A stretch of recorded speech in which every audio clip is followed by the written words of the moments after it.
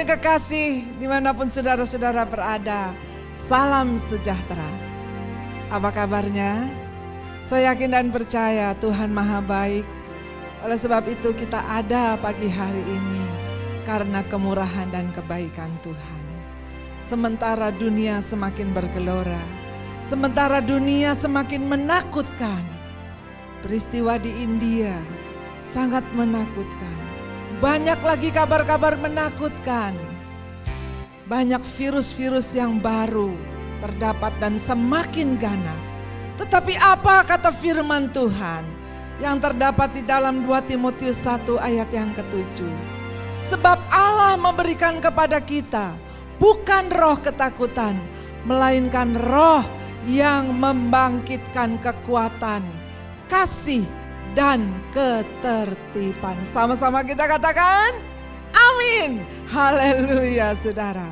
Saya yakin dan percaya pagi hari ini kekuatan yang baru yang dari Tuhan, kasih dan ketertiban, bangkit dan tambah semangat lagi kita melayani Tuhan, tambah semangat lagi kita mau memuji Tuhan, dan tambah semangat lagi kita mengasihi, antusias untuk tetap berbakti kepada Tuhan kita Yesus Kristus. Saudara yang kekasih di dalam Tuhan, sepertinya kita tidak percaya kalau saat hari demi hari yang sangat menakutkan ini, sepertinya kok firman katanya Tuhan mau datang, katanya Tuhan mau datang. Nah saudara, benar Tuhan mau datang, tapi Tuhan Maha Baik. Tuhan memberikan semuanya ini tanda-tanda supaya kita bersiap sedia. Dan Tuhan tidak lalai menepati janjinya yang terdapat di dalam 2 Petrus 3 ayat yang ke-9. Tuhan tidak lalai menepati janjinya. Sekalipun ada orang yang menganggapnya sebagai kelalaian, tetapi ia sabar terhadap kamu. Karena ia menghendaki supaya jangan ada yang binasa, melainkan supaya semua orang berbalik dan bertobat.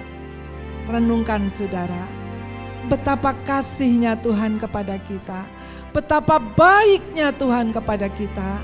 Oleh sebab itu, jangan kita melalaikan kasih dari Tuhan. Jangan kita meremehkan waktu yang Tuhan berikan, sebab semuanya nanti ada batasnya. Waktu pun itu akan berakhir, dan kasih Tuhan tetap sampai selamanya mengiringi perjalanan hidup kita. Dan waktu untuk kita, waktunya Tuhan, waktunya untuk kita bersama-sama memuliakan, memuji nama Tuhan. Mari kita bangkit berdiri. Kita akan memulai ibadah kita pagi hari ini. Pertolongan dan keselamatan kita dari Tuhan yang menciptakan langit dan bumi dan yang tidak meninggalkan perbuatan tangannya. Terimalah salam sejahtera dari Allah Bapa yang Maha Kasih dan Tuhan Yesus Kristus Juru Selamat kita, dan Roh Kudus penghibur sejati memenuhi saudara-saudara. Kami bersyukur, berterima kasih Tuhan, kalau pagi hari ini Kau memberikan kami kekuatan baru. Kau memberikan kami semangat Tuhan. Engkau memberikan kami roh yang bukan ketakutan, tetapi roh yang membangkitkan kekuatan. Oleh sebab itu kami hanya bersandar berharap kepadamu. Ampuni segala kekurangan kesalahan kami Tuhan. Ampuni Tuhan segala sesuatu yang tidak berkenan pada pagi hari ini. Kami mau memuji nama-Mu agar pujian kami sampai ke hadapan-Mu dan menyenangkan hati-Mu Bapa. Segala kuasa iblis, setan, roh jahat yang hendak mengganggu, dalam nama Yesus kami usir keluar dari hati pikiran kami, dari tempat di mana kami berada.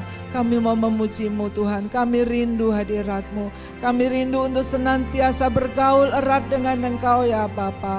Bersabdalah Tuhan atas setiap kami, turunkan pengurapan atas hamba-hamba-Mu yang melayani, bahkan kami semuanya Tuhan dimanapun kami berada. Karena kami percaya Tuhan, Engkau sangat baik dan amat baik Tuhan. Dan pagi hari ini Engkau menjamah, melawat setiap hati dimanapun kami berada. Terima kasih Bapa, terima kasih. Kami percaya pagi hari ini Engkau hadir di tengah-tengah kami Tuhan. Dan kami akan mulai ibadah kami di dalam nama Bapa, Putra dan Roh Kudus, yakni Tuhan Yesus Kristus. Semua yang siap diberkati sama-sama kita katakan amin. Haleluya. Mari kita memuji Tuhan bersama Ibu Rosilawati. Shalom, selamat pagi, siang dan sore hari. Dimanapun kita berada pada hari ini, mari kita mau menyembah Tuhan. Kami undang Bapak Ibu jemaat yang terkasih untuk bangkit berdiri. Sebab Tuhan selalu menolong kehidupan kita.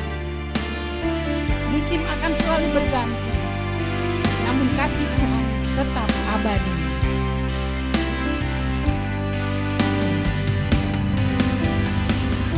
Musim akan selalu berganti,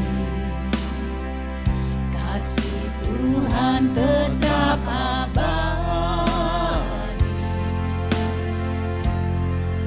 Tak akan berubah sampai selamanya. Ku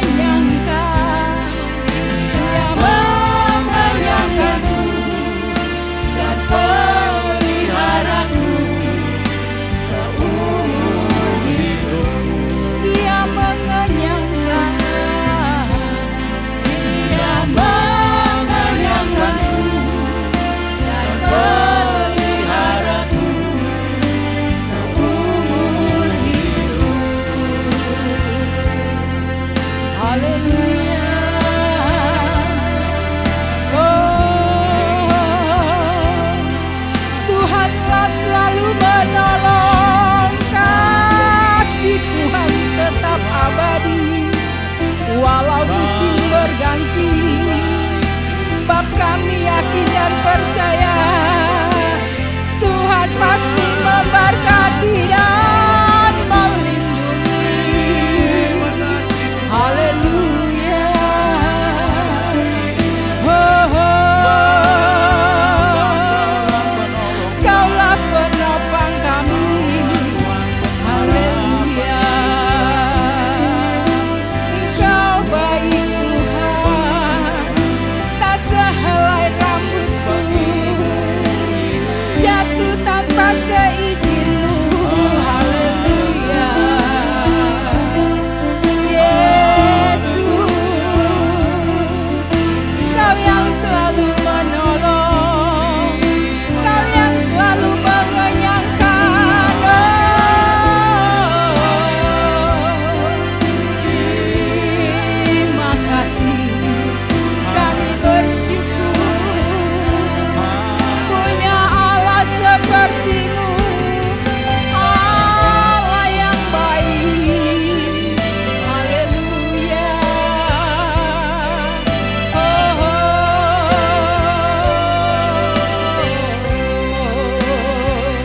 Segala perkara dapat ku tanggung di dalam Dia yang memberi kekuatan.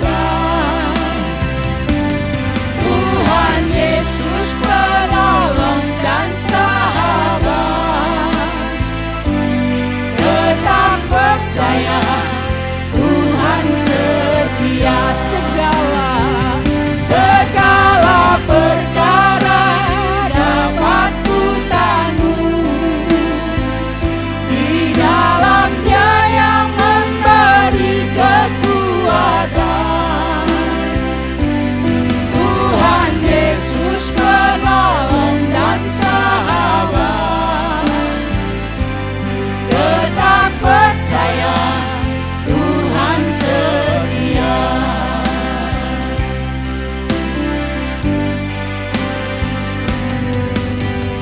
Penolong yang selalu setia, memenuhi keperluanku. Tak pernah Dia mengecewakan. Yesusku tak pernah gagal. Segala perkara dapat ku tanggung di dalam Dia yang memberi kekuatan. Tuhan Yesus penolong dan sahabat, tetap percaya Tuhan setia. Segala perkara dapat ku tanggung di dalam Dia yang memberi kekuatan. Tuhan Yesus penolong dan sahabat, tetap percaya Tuhan setia.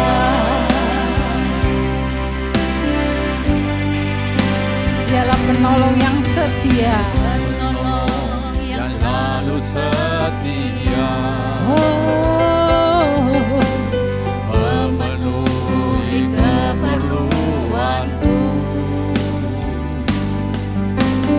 Tak pernah Dia mengecewakan. Yesusku tak pernah gagal.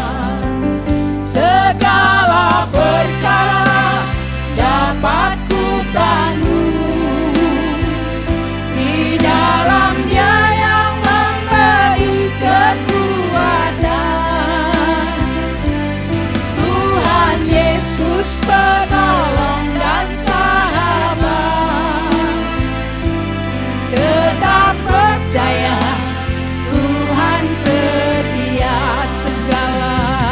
segala perkara dapat ku tanggung.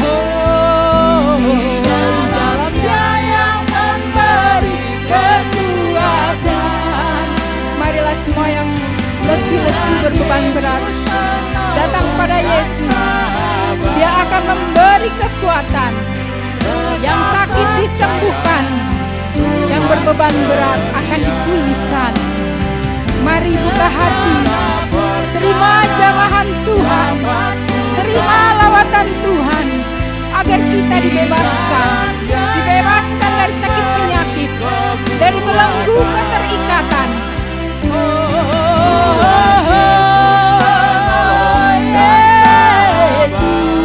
Yesus, kami percaya.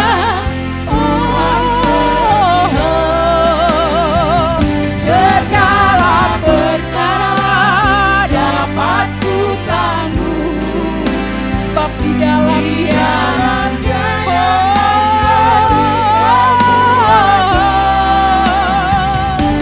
Engkaulah penolong dan sahabat. Haleluya.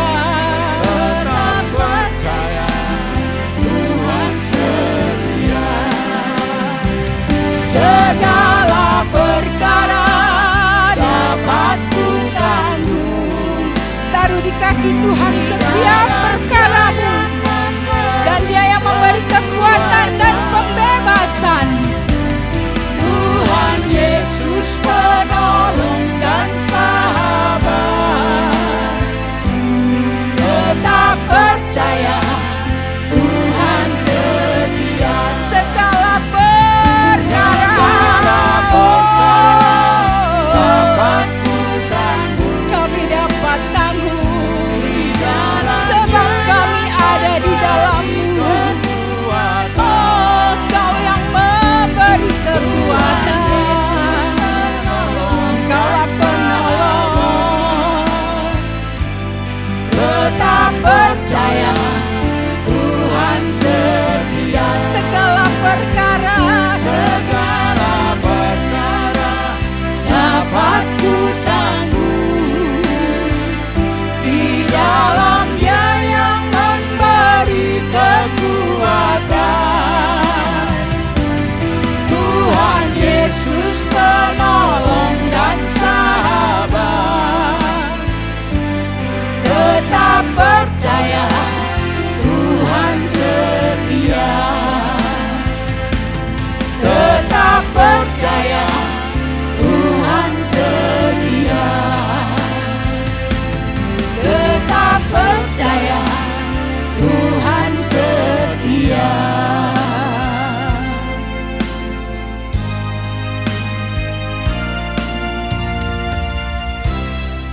Ya Tuhan, kami tetap percaya kepada Engkau Tuhan. Engkaulah Tuhan satu-satunya penolong kami Tuhan. Kami bersyukur, terima kasih kehadirat-Mu Bapa yang selalu setia menyertai di dalam menjalani hidup ini kami Tuhan. Banyak masalah, pencobaan-pencobaan yang kami hadapi. Tetapi kami tetap percaya Engkau Tuhan tetap bersama dengan kami Tuhan. Terima kasih Tuhan atas semua penyertaan dan berkat-berkat yang Tuhan berikan di dalam hidup kami. Terlebih-lebih Tuhan di dalam masa-masa saat ini Tuhan. Kami hanya berharap dan berseru hanya kepada Engkau Tuhan. Karena kami percaya hanya Engkau Tuhan yang mampu menolong kami Tuhan. Tuhan terima kasih Tuhan. Kalau sebentar kami juga Tuhan akan diberkati sabda firman-Mu. Urapi dan berkati hamba-Mu yang telah Kau siapkan untuk menjadi berkat bagi setiap jemaat yang mendengarkan sabda firman-Mu Tuhan di pagi hari ini. Di atas segala-galanya Tuhan, ampuni segala dosa-dosa kami Tuhan, agar kami tetap layak datang Tuhan menghampiri-Mu dan menerima berkat-berkat dari-Mu Tuhan. Terpujilah nama-Mu Tuhan, hanya di dalam nama-Mu Yesus kami bersyukur, berterima kasih dan siap menerima berkat firman-Mu. Haleluya, amin. Jemaat kami persilakan untuk duduk kembali dan kita akan mendengarkan sebagian dari firman Tuhan. Firman Tuhan dibawakan oleh hambanya dan kami persilahkan. Shalom, selamat pagi, selamat siang, selamat sore, dan selamat malam. Bapak, Ibu, Saudara-saudari yang saya kasih dalam Tuhan. Apa kabarnya hari ini? Saya percaya dan saya yakin kita dalam kondisi yang baik. Sebab kalau kita boleh ada sampai hari ini semua karena anugerah Tuhan yang besar di dalam kehidupan kita. Hari ini kita mau sama-sama belajar, kita mau sama-sama merenungkan firman Tuhan, agar kita terus dapat bersinar bagi kemuliaan Tuhan, agar kita terus dapat menjadi serupa dan segambar dengan Tuhan Yesus. Mari sama-sama kita mau buka firman Tuhan di dalam Lukas pasal yang kelima, ayat yang ke-36 sampai dengan ke-39. Lukas pasal yang kelima, ayat 36 sampai dengan 39. Kita mau baca bersama-sama, saya akan bacakan dari tempat ini dan Bapak Ibu Saudara-saudari bisa membaca sama-sama di rumah. Lukas pasal 5 ayat 36. Ia mengatakan juga suatu perumpamaan kepada mereka. Tidak seorang pun mengoyakkan secari kain dari baju yang baru untuk menambalkannya pada baju yang tua. Jika demikian, yang baru itu juga akan koyak dan pada yang tua itu tidak akan cocok kain penambal yang dikoyakan dari yang baru itu. Demikian juga, tidak seorang pun mengisikan anggur yang baru ke dalam kantong kulit yang tua.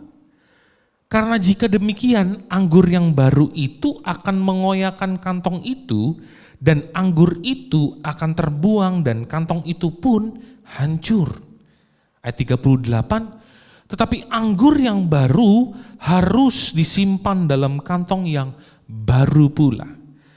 Ayat 39, dan tidak seorang pun yang telah minum anggur tua ingin minum anggur yang baru, sebab ia akan berkata, anggur tua itu baik.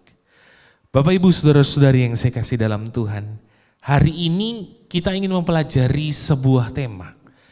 Saya memberikan tema pada hari ini mengenai pola. Sekali lagi, hari ini sama-sama kita mau belajar mengenai satu tema, yaitu pola, atau sering kita sebut dengan pattern. Kita mau sama-sama belajar mengenai pola. Apa sih itu pola? Pola adalah bentuk atau model yang memiliki keteraturan baik dalam desain maupun gagasan abstrak. Sekali lagi, pola adalah bentuk atau model yang memiliki keteraturan baik dalam desain maupun gagasan abstrak. Dalam kehidupan kita tidak pernah terlepas dari yang namanya pola. Baju yang saya pakai ini pasti mempunyai pola jahitan yang baik, sehingga saya dapat memakainya dengan baik. Ada 3 hal dalam hidup kita yang tidak pernah kita lepas dengan pola, terutama dari spirit, body, and mind, atau roh, jiwa, dan tubuh. Ada pola di dalam dimensi tubuh, yaitu pola makan kita, pola istirahat kita, itu dalam dimensi tubuh. Sebuah pola yang tadi saya katakan adalah model yang memiliki keteraturan. Seperti pola makan dalam dimensi tubuh. Ada pola saat kita makan pagi, pola makan siang, pola makan yang sehat, pola istirahat yang sehat. Ini harus mempunyai keteraturan yang baik. Dan dalam dimensi jiwa atau dalam dimensi soul kita harus punya pola yang baik. Bagaimana kita mengatur atau memanajemen konflik dalam hidup kita. Manajemen stres kita, manajemen pekerjaan kita ada dalam sisi jiwa. Maka dari itu kita butuh waktu libur, kita butuh waktu bersama dengan keluarga. Ada satu pola atau keteraturan yang baik agar semuanya dapat berjalan dengan baik. Nah, hari ini saya ingin sama-sama kita mau belajar. Kalau tadi dalam dimensi tubuh, jiwa, hari ini kita akan menekankan dalam pola dalam dimensi roh kita atau pola kehidupan rohani kita. Apakah pola kita sudah teratur? Apakah pola-pola kehidupan rohani kita sesuai dengan firman Tuhan? Mari, yang tadi kita sudah baca, kita akan buka kembali dalam Lukas pasal yang ke-5. Kita akan langsung ayat yang ke-37. Lukas pasal 5 37, saya akan bacakan. Demikian juga tidak seorang pun mengisikan anggur yang baru ke dalam kantong kulit yang tua. Karena jika demikian anggur yang baru itu akan mengoyakkan kantong itu dan anggur itu akan terbuang dan kantong itu pun akan hancur. Saya akan coba sama-sama kita mau belajar dari awalnya Bapak Ibu, dari coba dasarnya. Jadi saat kitab ini dituliskan, kitab Lukas ini dituliskan, Injil Lukas ini dituliskan pada zaman waktu agama Yahudi atau disebut dengan Yudaisme merupakan agama mayoritas yang dianut oleh orang-orang pada saat itu. Jadi Bible background dari Injil Lukas ini adalah zaman itu orang mayoritas memeluk agama Yahudi atau Yudaisme. Mereka ini sangat radikal. Mereka ini sangat mati-matian untuk menjalankan perintah agama. Yudaisme atau agama Yahudi sangat menekankan pada kitab Taurat atau hukum-hukum Taurat. Mereka percaya kalau mereka diselamatkan karena perbuatan baik mereka. Jadi orang-orang Yudaisme ini sangat percaya bahwa saat mereka melakukan Taurat, mereka akan diselamatkan. Jadi waktu itu Injil Lukas secara umum ini dijelaskan bahwa pengaruh Yudaisme ini sangat kental dan sangat besar sekali pada saat itu. Nah, Lukas 5 ayat 36 sampai 39 ini ada dalam satu perikop mengenai hal berpuasa. Jadi waktu itu Tuhan sedang berdebat atau memberikan perbandingan dengan ahli-ahli Taurat atau orang-orang Farisi yang mempertanyakan bahwa kok murid-murid Tuhan tidak berpuasa atau tidak mengikuti puasa menurut hukum Taurat. Nah, di sini Tuhan bukannya tidak setuju atau tidak mau mengikuti aturan tentang hal berpuasa. Beberapa tafsiran yang saya baca mengatakan bahwa Tuhan menyetujui asalkan puasanya itu dengan tujuan yang benar. Bukan karena perintah agama atau karena kita berpuasa agar orang-orang lain lihat, tidak. Tapi berpuasalah karena kau ingin hatimu bersyukur, karena kau ingin mempunyai hubungan yang lebih erat dengan Tuhan. Jadi Tuhan bukan tidak menyetujui hal berpuasa, tapi melainkan Tuhan mengajarkan bahwa esensi puasa bukan hanya kita menjalankan perintah agama, tapi esensi puasa adalah saat kita kembali mau bersekutu bersama dengan Allah atau bersama dengan Tuhan. Nah, inilah yang ditentang oleh orang-orang Farisi atau orang-orang yang menentang ini, yang berbeda pandangan dengan Tuhan Yesus. Dan Tuhan menggunakan perumpamaan ini. Yang di ayat 37, anggur yang baru tidak dapat disimpan dalam tempat yang lama.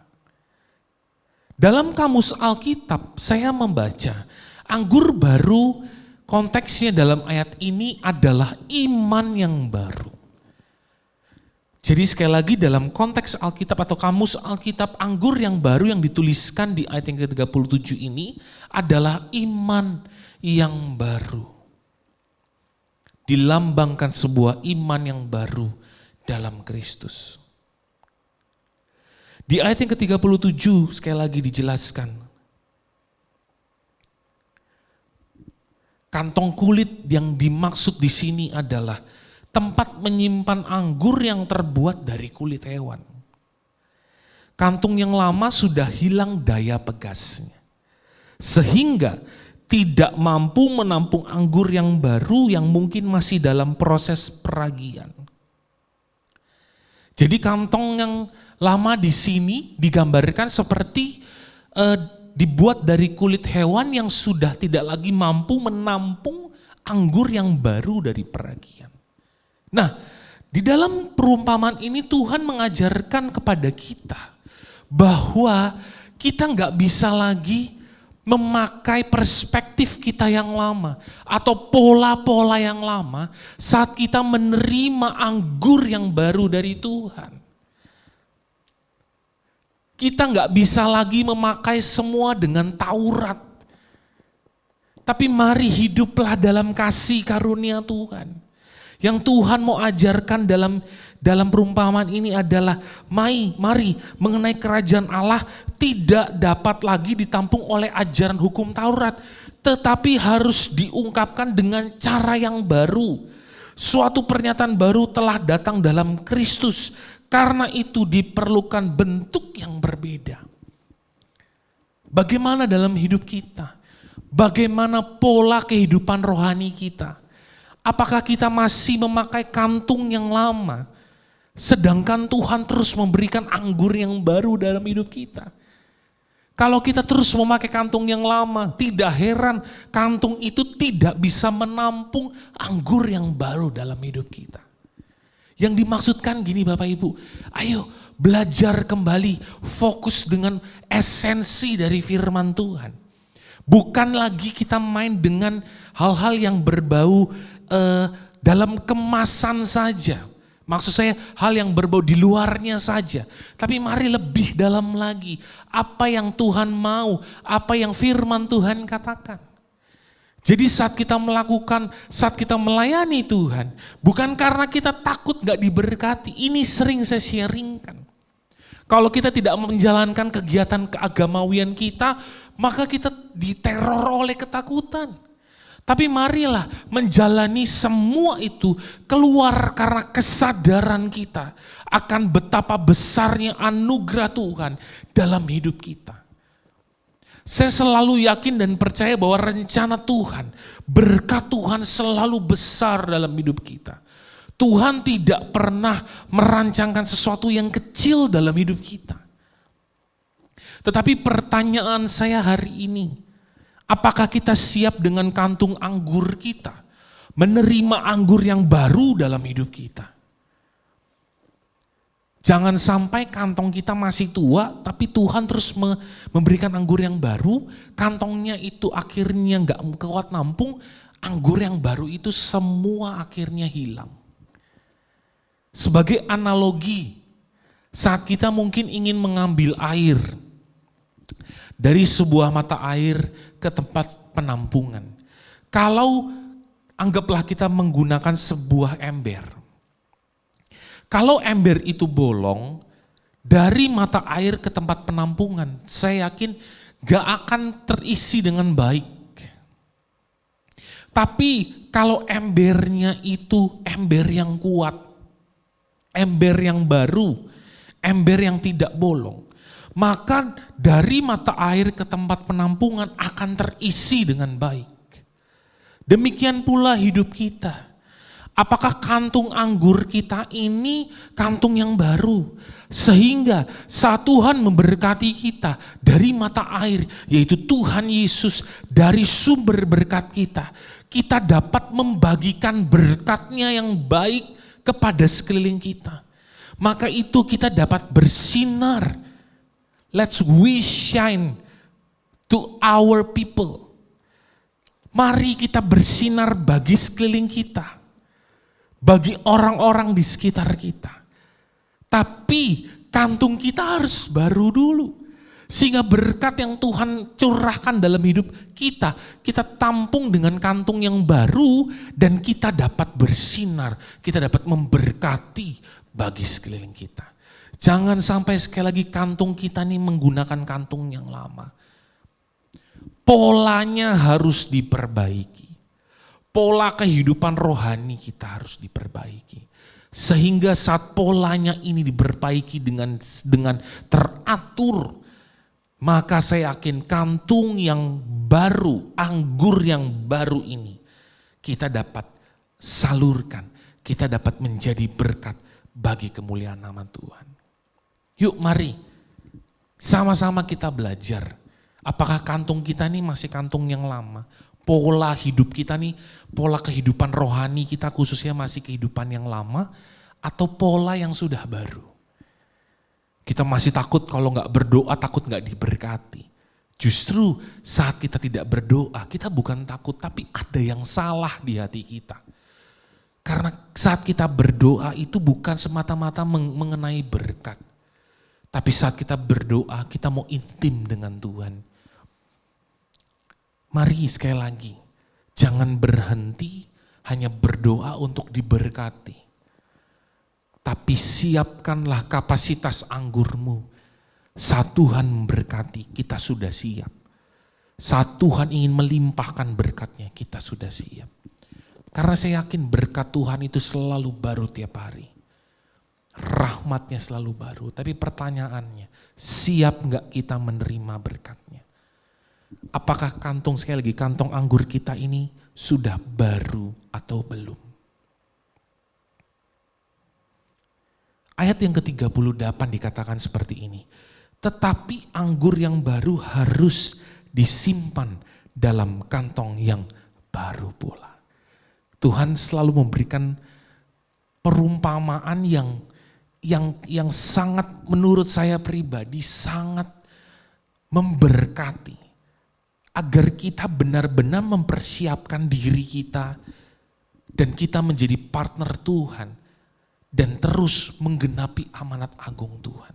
Kalau anggur yang baru disimpan di tempat yang baru, maka anggur itu dapat menampung anggur-anggur yang luar biasa, freshnya, luar biasa, hebatnya. Sehingga sekali lagi, hidup kita dapat memuliakan nama Tuhan. Pola yang baru memang mungkin jarang bisa diterima. Pola yang baru mungkin jarang atau sulit untuk kita lakukan. Seberapa banyak di sini Bapak Ibu mungkin menyadari gini. Dulu kayaknya lebih nyaman dibanding sekarang. Udahlah, hidup saya begini-begini aja ya, saya nggak mau maju. Banyak mungkin kita menemukan orang-orang yang hidup dalam zona nyamannya saja. Yang saat mungkin kita mau sama-sama bersama-sama untuk maju dalam Tuhan, dalam kehidupan. Tapi ada beberapa orang yang memang hidupnya sulit untuk kita sama-sama ajak untuk maju. Ini dalam sisi kehidupan kita. Apalagi dalam sisi kehidupan rohani. Udahlah, yang penting saya melayani, yang penting saya datang ke gereja, yang penting saya memberikan persembahan. Tapi kita nggak ngerti esensi dari apa yang kita lakukan untuk Tuhan. Hanya sebatas pola lama saja. Seperti yang Tuhan katakan, saat Tuhan berdebat dengan orang Farisi maunya ya tentang Taurat saja, dia nggak mau terima Injil. Seperti dalam perikop ini. Udah anggur yang lama tuh lebih enak karena ayat 39, saya coba longkat sedikit ke ayat 39 dikatakan seperti ini. Ayat yang Lukas 5 ayat yang 39. Nah, orang Farisi mengatakan, dan tidak seorang pun yang telah minum anggur tua ingin minum anggur yang baru. Sebab ia akan berkata anggur yang tua itu lebih baik. Orang Farisi konteksnya di sini orang-orang atau ahli Taurat mengatakan anggur tua tuh pasti jauh lebih baik dibanding anggur yang baru. Tetapi Tuhan mengatakan anggur yang baru harus disimpan di kantong yang baru. Maka anggur yang baru itu akan menjadi berkat. Apakah kita seperti orang-orang Farisi atau ahli Taurat yang mengatakan bahwa pola lama yang dulu tuh jauh lebih baik, udah gak usah dirubah-rubah deh. Padahal teknologi terus maju, padahal zaman ini terus maju. Sekali lagi yang saya katakan, cara boleh berbeda, tapi esensinya jangan sampai pernah berbeda.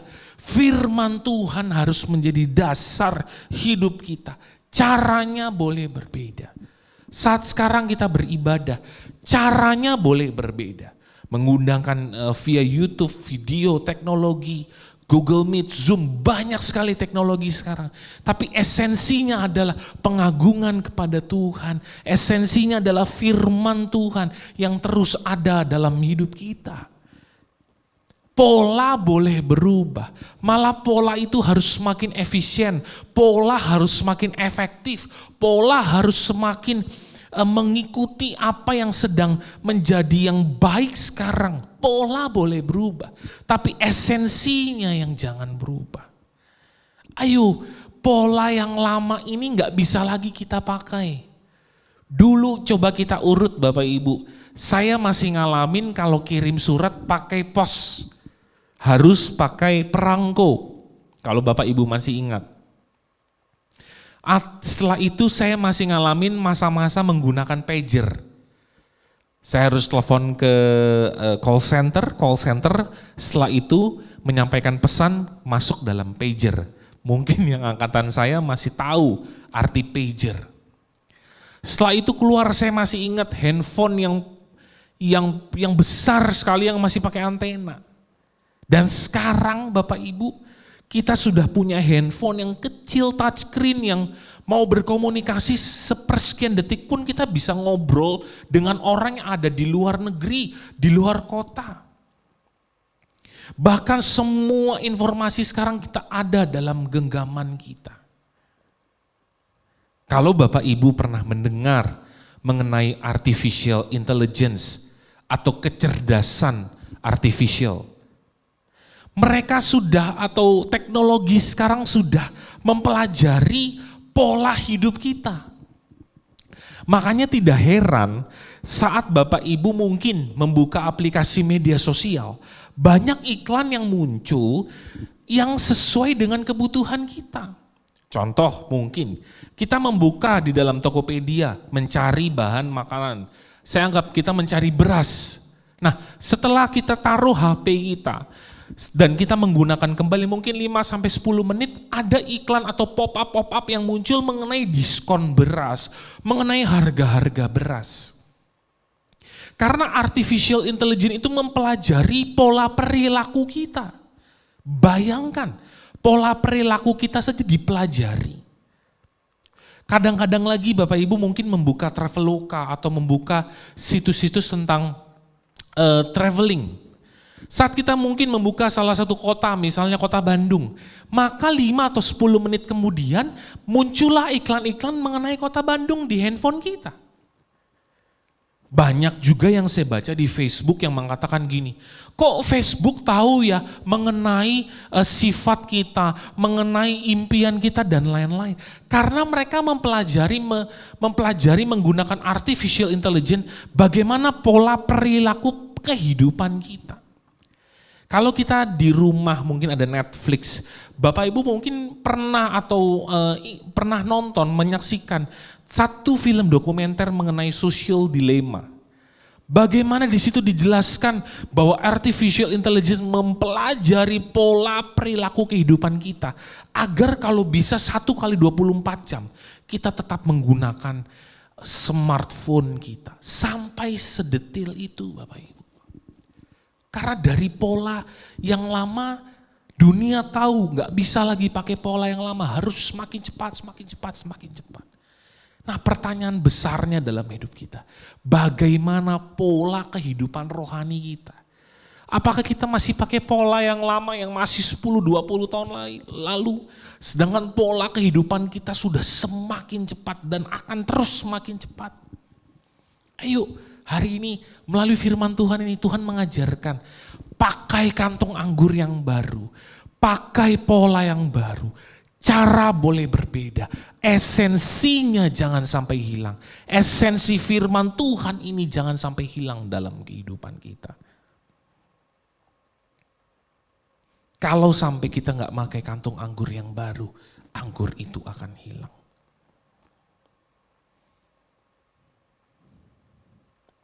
Anggur yang baru atau kantong yang baru itu, sekali lagi, melambangkan iman yang baru.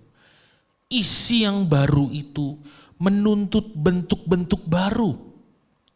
Kita harus punya rasa syukur dan sukacita karena anggur baru juga melambangkan keselamatan dan iman, bukan karena perbuatan baik kita. Inilah yang dimaksudkan oleh Tuhan Yesus. Ketika kita punya iman yang baru, kita akan mempunyai pola pikir yang baru. Melalui firman Tuhan pada pagi hari ini, siang hari ini, sore atau malam hari ini, dimanapun kita berada. Yuk pakai pola pikir yang baru. Tentunya pola pikir yang dari Tuhan. Jangan sampai nanti Tuhan sudah memberikan perspektif baru, hikmat yang baru, berkat yang baru. Tapi kita hanya tetap pakai pola yang lama. Akhirnya anggurnya itu hilang.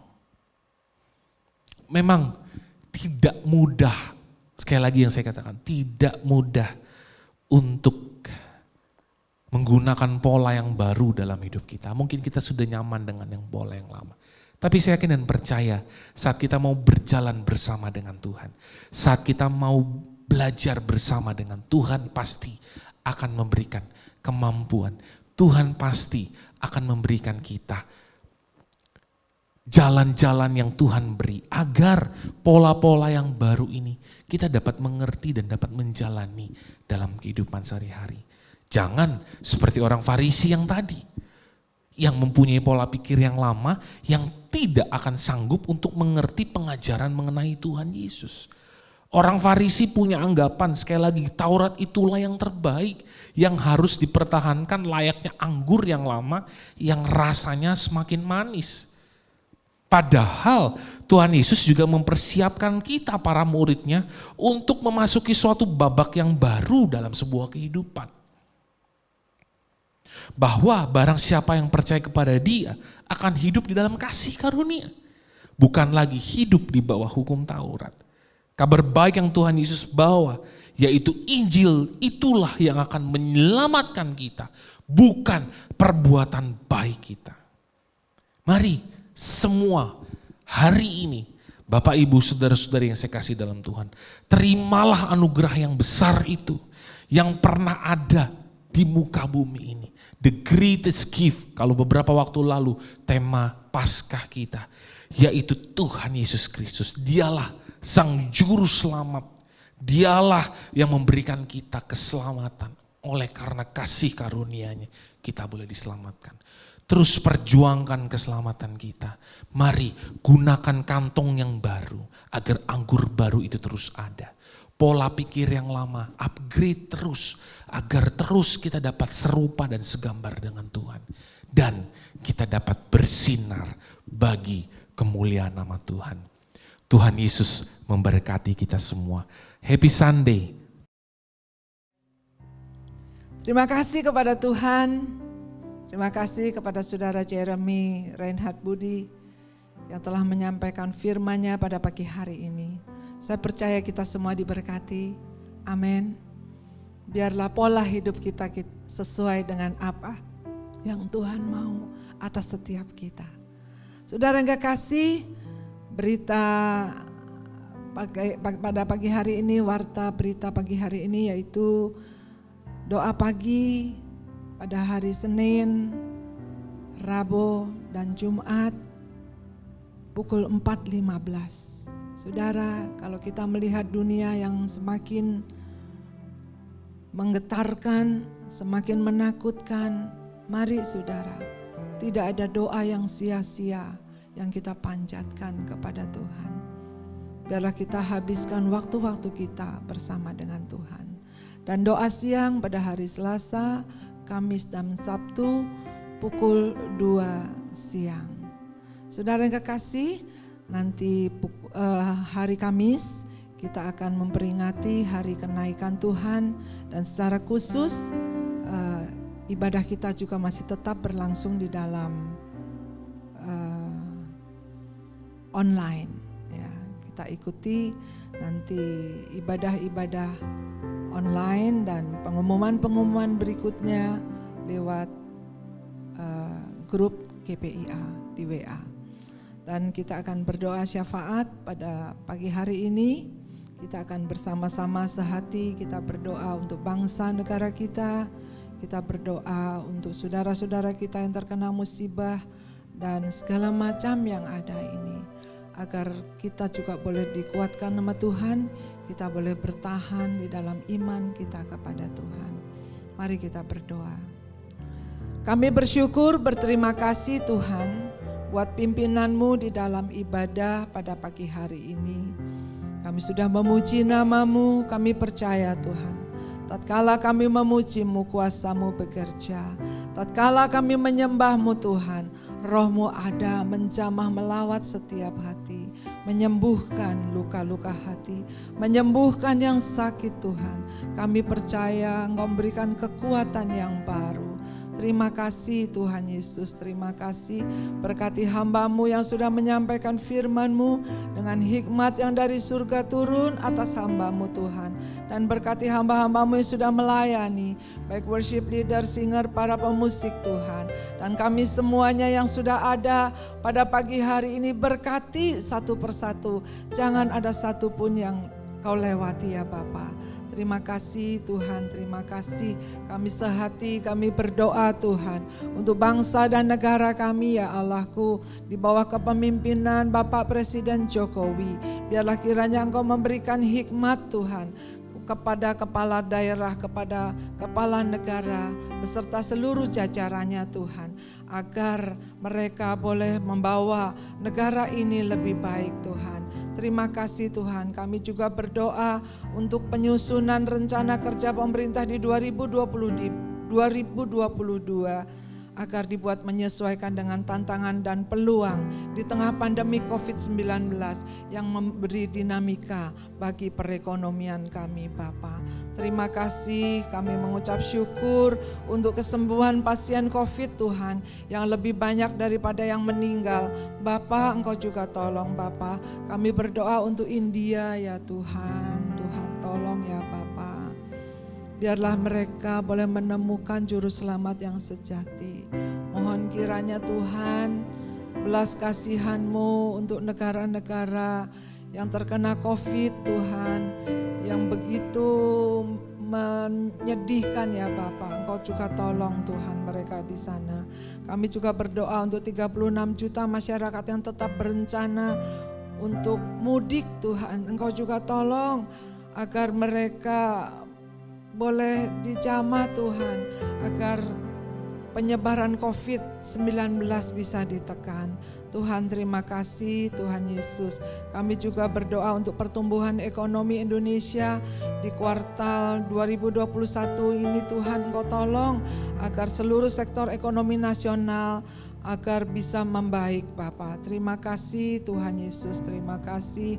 Kami juga berdoa Tuhan untuk saudara-saudara kami yang dalam pergumulan perekonomian Tuhan, pergumulan keuangan, pergumulan kesehatan, pergumulan di dalam keluarga ya Bapak. Engkau jamah dan lawat, yang sakit Engkau sembuhkan dalam nama Yesus, yang berbeban berat Engkau berikan kelegaan Tuhan. Engkau tolong yang dalam pergumulan dengan anak-anak, Engkau jamah lawat anak-anak dengan orang tua, agar hubungan anak orang tua boleh kembali harmonis ya Bapak. Terima kasih Tuhan, terima kasih. Berkati Tuhan ibu-ibu, para bapak, saudara-saudara kami yang telah mengembalikan apa yang Engkau punya. Kami percaya Tuhan, bila kami melakukan firman-Mu Tuhan, Engkau menggenapi firman-Mu dan tidak ada firman-Mu yang gagal. Kau bukakan tingkap-tingkap surga-Mu Tuhan, Kau curahkan berkat-Mu berkelimpahan, dan Engkau yang menghardik segala belalang-belalang pengeri pelompat, segala belalang gangguan apapun Tuhan, baik gangguan kesehatan, gangguan perekonomian, gangguan keuangan Tuhan, Engkau juga tolong ya Bapak. Terima kasih Tuhan, terima kasih. Sebegitu jauh Engkau sudah pimpin kami, memberi kekuatan kesehatan yang baru. Engkau lindungi ya Bapak. Oh Tuhan, begitu menakutkan bila mendengar kabar Tuhan bahwa virus baru COVID ini ada di Provinsi Banten Tuhan. Dan kami ada di Provinsi Banten. Kami percaya kuasa-Mu lebih besar dari segala virus-virus yang ada dalam varian yang baru ini Bapa. Kami mohon perlindungan yang daripada-Mu Tuhan. Dalam nama Yesus, tutup bungkus kami dalam kuasa darah-Mu Tuhan. Dijauhkanlah kiranya Tuhan dari virus-virus baru yang ada, yang sangat ganas ini. Engkau tolong kami satu persatu Tuhan. Engkau memberikan kami kekuatan, Engkau yang memberikan kami kesehatan. Biarlah setiap udara yang kami hirup Tuhan, Engkau kuduskan dengan kuasa-Mu Bapa, sehingga kami beroleh kekuatan baru. Terima kasih Tuhan Yesus, terima kasih Roh Kudus. Pagi hari ini kami kembali menyerahkan ke dalam tangan-Mu. Apabila besok pagi Tuhan, Ibu Bapak kembali bekerja, Engkau juga berkati satu persatu. Anak-anak Tuhan yang berlibur juga Engkau memberikan kekuatan, kesehatan. Terima kasih Tuhan, kami serahkan semuanya ke dalam tangan-Mu. Kami serahkan Indonesia juga ke dalam tangan-Mu. Bahkan seluruh hamba-hamba-Mu di pelosok manapun berada ya Bapa, Engkau juga tolong mereka satu persatu. Terima kasih Tuhan, terima kasih. Oleh sebab itu saudara-saudara yang kekasih, marilah kita berdoa seperti yang Tuhan ajarkan. Bapa kami yang di surga, dikuduskanlah nama-Mu, datanglah kerajaan-Mu, jadilah kehendak-Mu di bumi seperti di surga. Berikanlah kami pada hari ini makanan kami yang secukupnya, dan ampunilah kami akan segala kesalahan kami, seperti kami juga mengampuni orang yang bersalah kepada kami. Dan janganlah membawa kami ke dalam pencobaan, tetapi lepaskanlah kami daripada yang jahat, karena Engkaulah yang empunya kerajaan dan kuasa dan kemuliaan sampai selama-lamanya. Oleh sebab itu saudara yang kekasih, kembalilah ke tengah-tengah hidup kita masing-masing dengan iman, pengharapan dan kasih. Tuhan memberkati, Tuhan melindungi, Tuhan menyinari dengan wajah-Nya dan berikan kasih karunia. Tuhan hadapkan wajah-Nya dan berikan damai sejahtera. Anugerah Tuhan Yesus Kristus, kasih Allah Bapa, persekutuan Roh Kudus menyertai kita dari sekarang sampai Maranatha Tuhan datang kedua kali menjemput kita bersama. Semua yang diberkati sama-sama kita katakan amin. Haleluya. Selamat hari Minggu, Tuhan Yesus memberkati.